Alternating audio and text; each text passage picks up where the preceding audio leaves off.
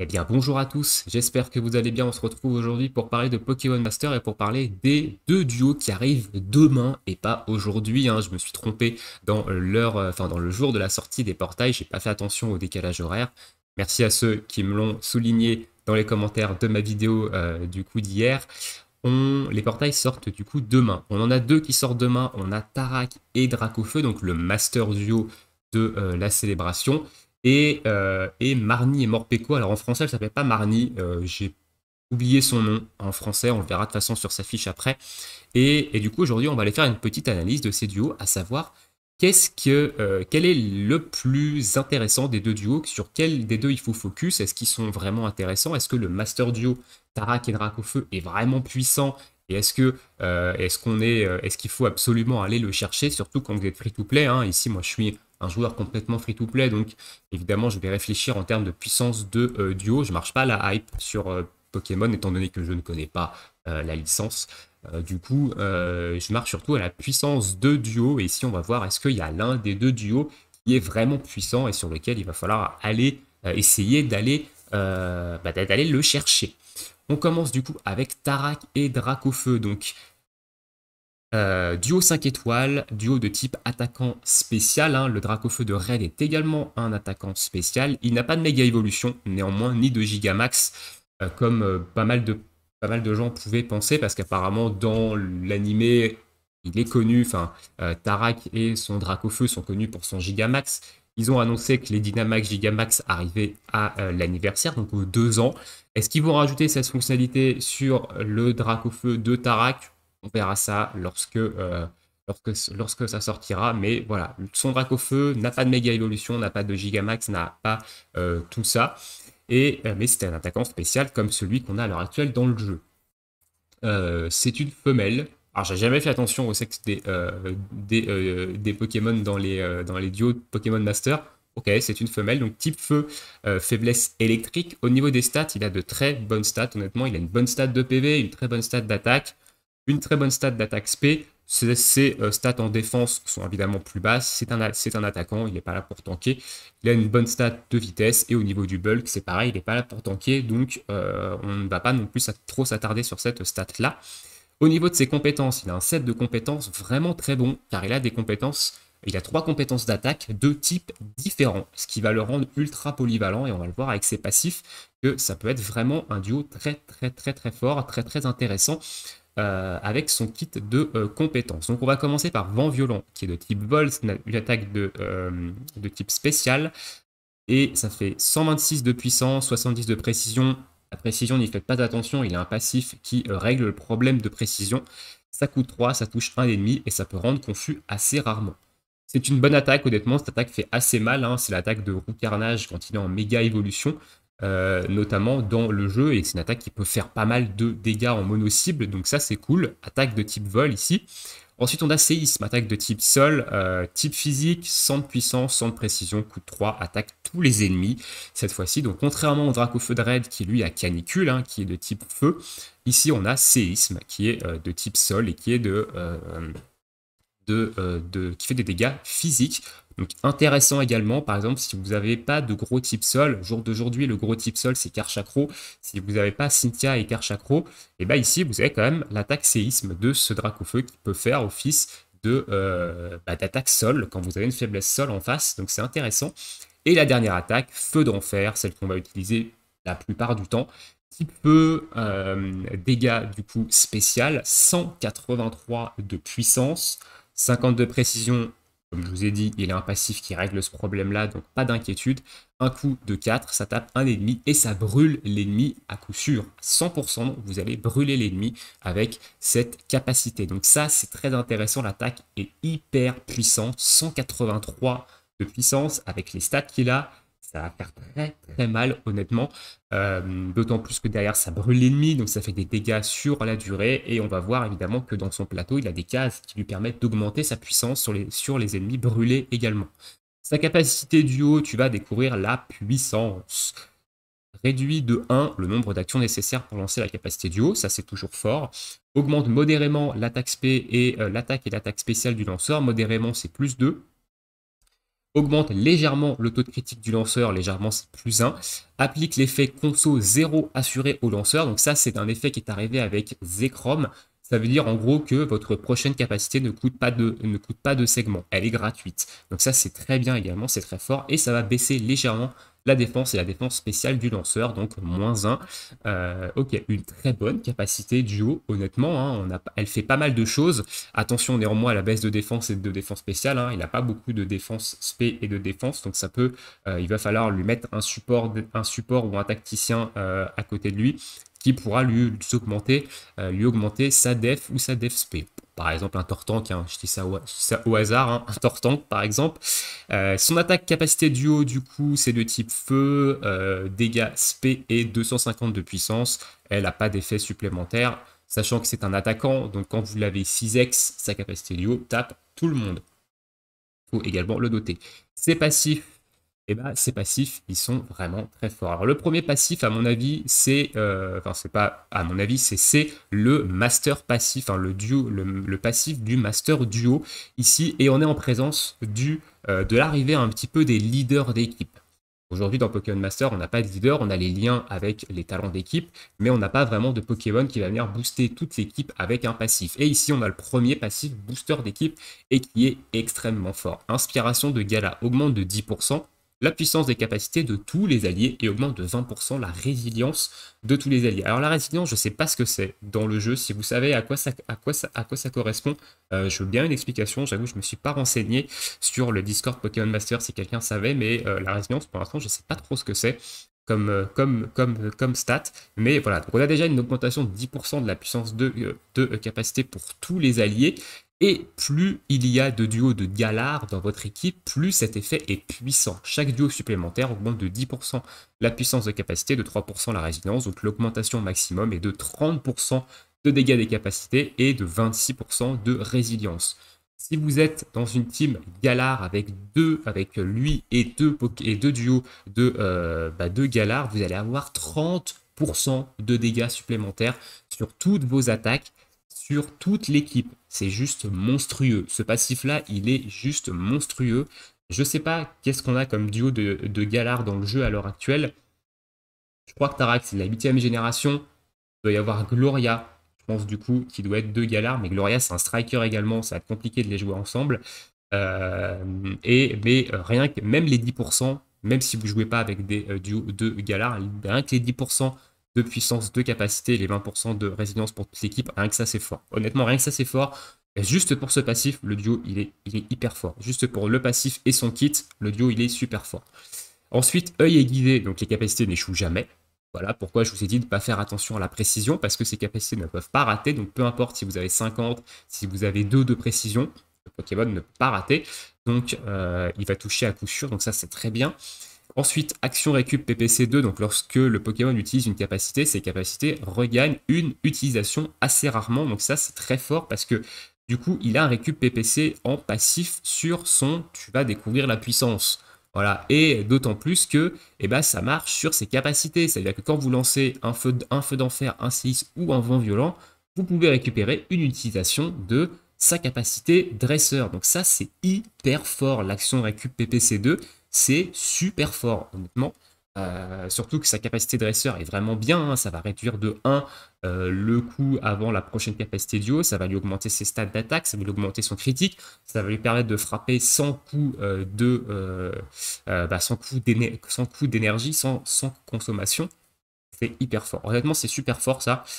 Et ensuite, Kappa suivante, ultra efficace 4. Lorsque le Pokémon utilise avec succès une capacité, applique prochain super efficace assez souvent. Ça, c'est le buff que donne Zekrom sur sa capacité duo, la deuxième. En gros, ça augmente la puissance de votre capacité quand vous frappez sur la faiblesse de type. Et ça, c'est extrêmement fort parce que ça va vous permettre d'être encore plus polyvalent. Ça veut dire qu'aujourd'hui, j'ai de la faiblesse de type vol en face. Je vais utiliser vent violent. Je lance mon vent violent. J'ai pas mal de chances, vu que c'est assez souvent, d'avoir mon prochain vent violent qui va faire beaucoup plus de dégâts parce qu'il va être super efficace sur la faiblesse. Pareil pour séisme avec sol, quand vous allez avoir des faiblesses sol en face, vous allez spammer séisme et votre séisme va faire plus de dégâts avec le super efficace derrière. Et évidemment, feu de l'enfer, ça marche aussi. Donc il a un combo de passifs et de capacité qui est ultra fort. Honnêtement, je crois qu'on est en présence du meilleur duo du jeu à l'heure actuelle. Il est plus fort que le Dracofeu de Red, ça c'est sûr et ça c'est quasiment sûr. Voilà, au niveau du plateau, on a des casques qui sont relativement intéressants, notamment ici, on a de la récup PPC1, duo récup PPC1. Donc la première fois que le duo utilise une capacité duo, vous allez récupérer une utilisation de, tu vas découvrir la puissance par exemple. Il y a également des puissances brûlures qui vont augmenter la puissance des capacités du duo si l'ennemi est brûlé. Je rappelle que Feu de l'Enfer brûle à 100%. On a également une autre ici, brûlure en N puis capa duo, donc ça veut dire que ça va augmenter légèrement la puissance des capacités duo si l'ennemi est brûlé. Également, ensuite on a des annulations sur, ça va annuler les baisses de stats. Ici on a l'arrivée visée qui vous fait 100% de critique sur la première attaque. Ici on a la récupération de votre full bar d'énergie après une capacité duo. Il y a ça sur le Dracofeu de Raid, c'est très fort. Et ensuite, on a des casques comme action vitesse, ça c'est pas super ouf. On a ici, une fois par combat, ça va annuler les baisses de stats quand le Pokémon est en mauvaise posture. Et ici, on va avoir la pleine forme. Donc si le Pokémon arrive au combat avec tous ses PV, ça lui applique super efficace. Ça c'est pas très intéressant, étant donné qu'il a une chance assez souvent d'avoir super efficace avec son passif. Mais il a un plateau duo gemme qui est plutôt bon. Et voilà, le duo est extrêmement fort. Honnêtement, moi, je suis free-to-play, je vais balancer tous mes cristaux sur ce portail. Je pense très sincèrement que demain, il y aura une grosse vidéo invocation sur Tarak et Dracofeu parce que le Poké est juste insane et il est hyper polyvalent. Il a son buff qui est hyper fort ici et honnêtement, le duo est hyper fort. Évidemment, il va falloir voir les taux de drop, hein, parce que les Master Festival, apparemment, ont des taux de drop, ont d'autres taux de drop, donc on verra évidemment les taux de drop demain. On va passer du coup à Rosemary et Morpeko. Donc c'est Rosemary en français, Marnie en anglais, qui est un duo 5 étoiles de type tacticien, qui va avoir une mécanique un petit peu particulière, un petit peu fun, mais qui risque d'être compliqué à prendre en main. Donc, Morpeko a deux modes. Il a un mode rassasié, il a un mode affamé, comme on le voit ici. Ses capacités vont très légèrement changer en fonction de son mode. Ses stats, elles, ne changent pas. Morpeko est un duo de type électrique, faiblesse, insecte.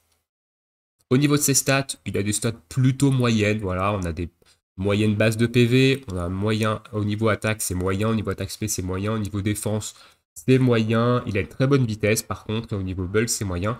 C'est un tacticien, c'est pas un attaquant, donc c'est normal qu'il n'ait pas des stats d'attaque très élevés, qu'il ait des stats plutôt équilibrés. Au niveau de son kit, il va avoir éclair, type électrique, dégâts spécial, 17 de puissance, 100% de précision, coûte 1 ennemi et paralyse très rarement.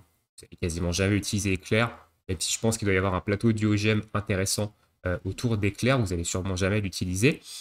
Arrogance, qui est de type ténèbres, dégâts physiques, puissance de 13, précision de 100, coup 2, touche un ennemi, et plus les stats du lanceur ont été augmentés, plus cette capacité est puissante. Alors évidemment, il n'a pas de grosse puissance de base, je suis pas sûr que ça fasse de gros dégâts non plus, Arrogance. Je pense que de toute façon, la capacité que vous allez utiliser le plus souvent, ça va être la suivante, ça va être Roue Libre, qui est de type électrique, mais qui est de type ténèbres, quand du coup Morpeko est en mode affamé.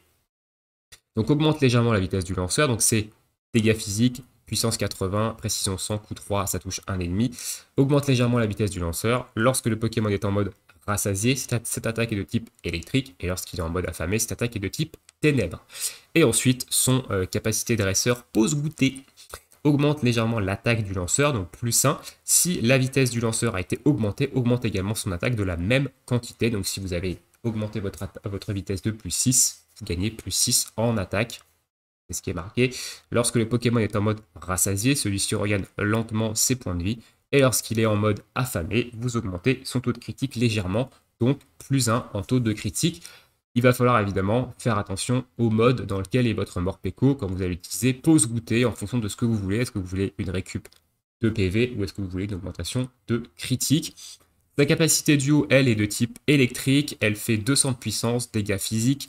Lorsque le Pokémon est en mode affamé, celui-ci passe en mode rassasié, augmente en puissance si l'ennemi est paralysé. Donc là, ici, si votre si votre Pokémon est en mode rassasié, il ne passe pas en mode affamé. C'est seulement s'il est en affamé, il passe en mode rassasié quand vous utilisez sa capacité duo. Ensuite, ses passifs. Le premier passif est déclic fringal. Lorsque le Pokémon utilise une capacité, le fait passer du mode rassasié au mode affamé et vice versa. Donc à chaque fois que vous allez utiliser une capacité, votre Morpeko va changer de mode. Donc il va falloir faire très attention parce qu'évidemment, sa roue libre ne fera pas sur le même type.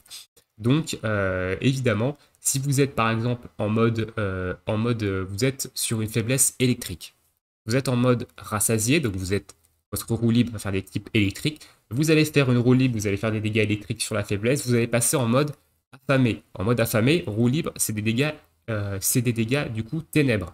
Donc il va falloir faire un éclair pour continuer à faire des dégâts efficaces, donc continuer à taper en électrique. Votre Morpeko va repasser en mode rassasié, votre roue libre deviendra à nouveau de type électrique, etc. Donc voilà, il y a un petit roulement, il va falloir bien comprendre la mécanique du duo si vous le jouez, pour être dans le bon mode au moment où vous lancez les attaques. Pareil pour pause goûter. Ensuite, puissance selon mode. Lorsque le Pokémon est en mode rassasié, augmente légèrement la puissance des capacités de type électrique. Lorsque le Pokémon est en mode affamé, augmente légèrement la puissance des capacités de type ténèbres. Ok. Et du coup, Air Nocif 5 augmente les chances d'infliger des altérations de statut. Donc tout ce qui est paralysie, du coup, on va augmenter les chances de le mettre. Donc il va falloir paralyser l'ennemi au moins avec éclair au début, et ensuite et bah, du coup ça va tourner en fonction de la faiblesse en face. Si c'est de la faiblesse ténèbres ou de la faiblesse électrique, il va falloir tourner entre roue libre arrogance ou roue libre éclair pour changer de mode et être toujours toujours avoir une roue libre qui va frapper sur la bonne faiblesse. Sur le plateau duo GM, il a quand même des cases plutôt intéressantes aussi également. Donc il a des récup jauge, il a d'augmentation de vitesse ici, il a de l'immunité à la paralysie. Il a de la puissance paralysie, hein, évidemment. Le duo va se jouer aussi sur la paralysie. On a une augmentation de puissance alors, on a une immunité de la baisse de vitesse ici.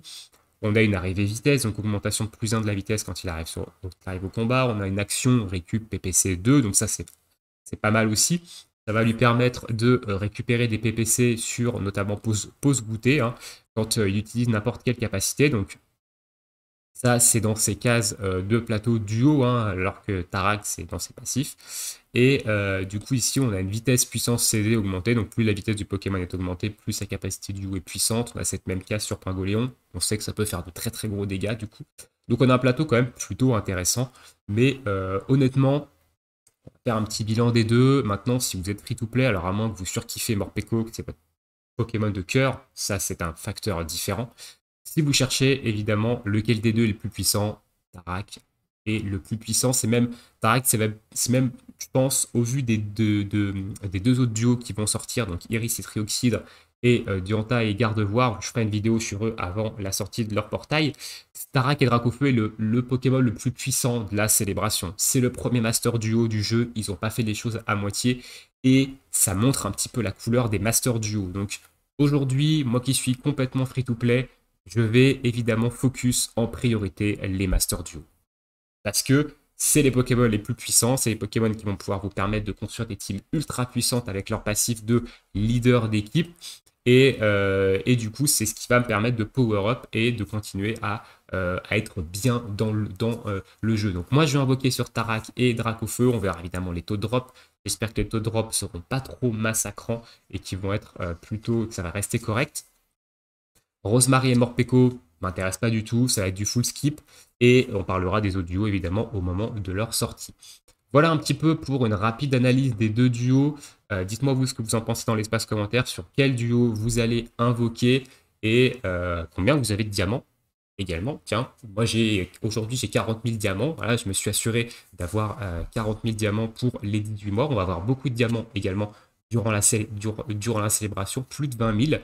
Donc on pourra évidemment invoquer pas mal. Mais voilà, dites-moi combien vous avez de diamants et sur qui vous allez invoquer. Sur ce, on va se laisser là pour cette petite vidéo. J'espère que je vous souhaite à tous une très bonne journée, une très bonne soirée. Et on se retrouve bientôt pour une prochaine vidéo. Ciao, ciao tout le monde.